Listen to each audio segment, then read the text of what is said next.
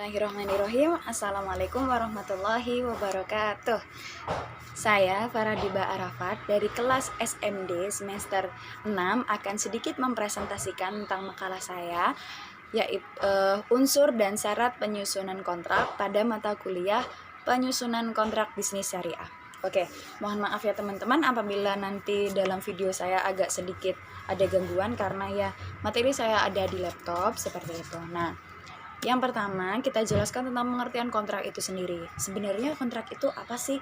Nah, kontrak itu berasal dari bahasa Inggris yaitu contracts, sedangkan dalam bahasa Belanda disebut overeenkomst atau perjanjian. Nah, menurut pasal 1313 KUH Perdata, perjanjian adalah suatu perbuatan dengan mana satu pihak atau lebih mengikatkan dirinya terhadap satu orang atau lebih. Oke, selanjutnya itu unsur-unsur kontrak. Unsur-unsur kontrak itu ada 5. Yang pertama, adanya para pihak. Yang kedua, adanya kesepakatan yang membentuk kontrak. Yang ketiga, kesepakatan itu ditujukan untuk menimbulkan akibat hukum.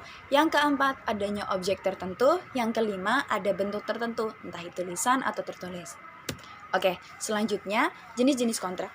Jenis-jenis kontrak itu ada berbagai macam. Yang pertama, kontrak menurut sumber hukumnya yang dikemukakan oleh Sudikno Mertokusumo.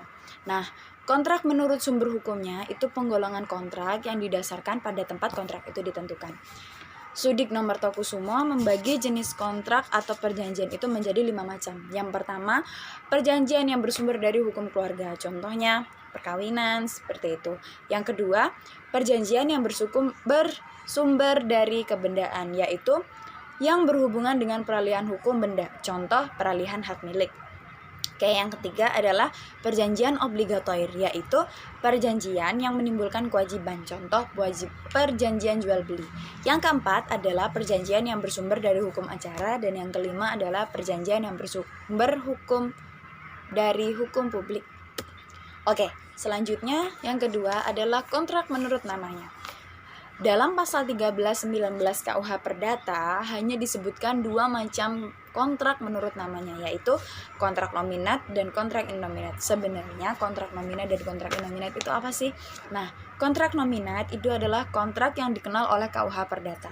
Contohnya kayak jual beli, sewa menyewa, hibah, penitipan barang, pinjam meminjam, dan lain sebagainya. Yang kedua itu adalah kontrak innominat. Kontrak innominat itu adalah kontrak atau perjanjian yang timbul dan berkembang di masyarakat, tetapi dulu pada saat KUH Perdata dibuat, perjanjian ini belum ada. Contoh kayak leasing, beli sewa, franchise, ya kayak perjanjian-perjanjian yang modern gitulah. Tapi kalau seandainya nanti terjadi permasalahan, tetap penyelesaiannya harus menggunakan KUH Perdata, karena hukum yang berlaku di negara kita itu KUH Perdata. Oke. Selanjutnya yang ketiga adalah kontrak menurut bentuknya. Kontrak menurut bentuknya itu dibagi menjadi 2 macam. Yang pertama, kontrak lisan dan kontrak tertulis. Kontrak lisan itu perjanjian yang dibuat oleh para pihak cukup dengan lisan atau kesepakatan para pihak saja. Contoh nih ya, perjanjian yang sering kita lakukan nih, contoh sepertinya saya naik ojek. Itu kan ketika saya menggunakan jasa Grab, jasa Gojek, atau kita menggunakan bis umum, angkutan umum, itu kan kita melaksanakan kontrak cukup dengan lisan saja, tidak perlu menggunakan kontrak tertulis. Nah, seperti itu. Selanjutnya itu kontrak tertulis. Kontrak tertulis itu adalah kontrak yang dibuat oleh para pihak dalam bentuk tulisan. Nah, kontrak ini dibagi menjadi 2 macam. Yang pertama, akta di bawah tangan, dan yang satu akta notaris. Jadi, kontrak tertulis itu apabila kita melakukan perjanjian, kemudian ada bukti tertulis yang menyatakan bahwa perjanjian kita telah dilaksanakan. Seperti itu. Nah, selanjutnya yang keempat adalah kontrak timbal balik. Nah, perjanjian timbal balik itu dibagi menjadi 2 macam. Nah, yang pertama, kontrak timbal balik tidak sempurna.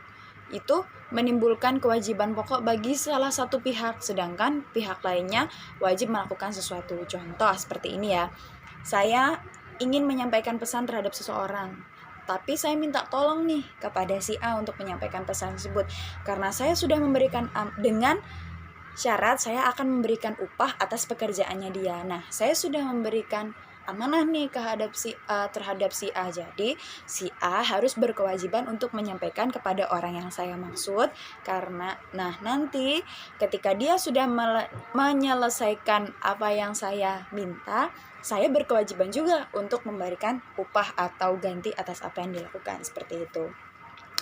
Nah, selanjutnya itu adalah perjanjian sepihak. Perjanjian sepihak itu merupakan perjanjian yang selalu menimbulkan kewajiban-kewajiban hanya bagi salah satu pihak saja. Oke, kita masuk kepada bab syarat sahnya kontrak. Nah, syarat sahnya kontrak itu ada dua. Yang pertama menurut KUH Perdata atau Civil Law, dan yang kedua adalah menurut hukum kontrak Amerika. Nah, menurut KUH Perdata itu diatur dalam pasal 1320 yang menentukan 4 syarat sahnya perjanjian. Yang pertama, adanya kesepakatan kedua belah pihak. Yang kedua, kecakapan untuk melakukan perbuatan hukum. Yang ketiga, adanya objek perjanjian. Dan yang keempat adalah adanya kausa yang halal. Kemudian, untuk menurut hukum kontrak Amerika itu juga terbagi menjadi 4. Yang pertama, adanya offer dan acceptance atau penawaran dan penerimaan. Yang kedua adalah persesuaian kehendak. Yang ketiga, prestasi. Dan yang keempat adalah kemampuan hukum para pihak dan pokok persoalan yang sah. Oke, saya jelaskan pelan-pelan ya. Begini, maksudnya penawaran atau penerimaan. Nah, penawaran sendiri itu adalah suatu janji untuk melakukan atau tidak melakukan sesuatu secara khusus pada masa yang akan datang.